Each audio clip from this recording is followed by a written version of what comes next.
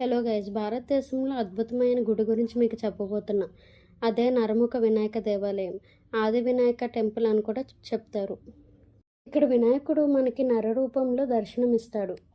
లోకాలన్నిటికీ తల్లి అయిన పార్వతీదేవి తన నలుగుతో పసుపు వినాయకుడిని తయారు చేసి ప్రాణం ఇచ్చిన తర్వాత వచ్చిన బాలగణపతి.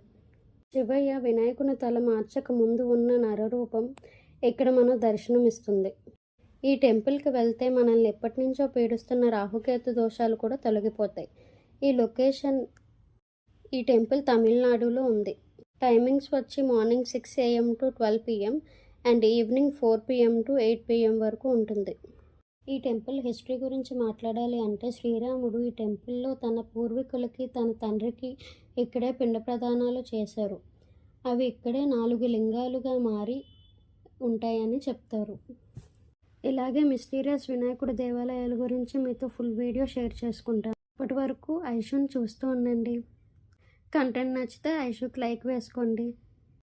ప్లీజ్ సబ్స్క్రైబ్ చేయొచ్చు కదా. ఐషు వరల్డ్కి ఫ్యామిలీ అయిపోండి.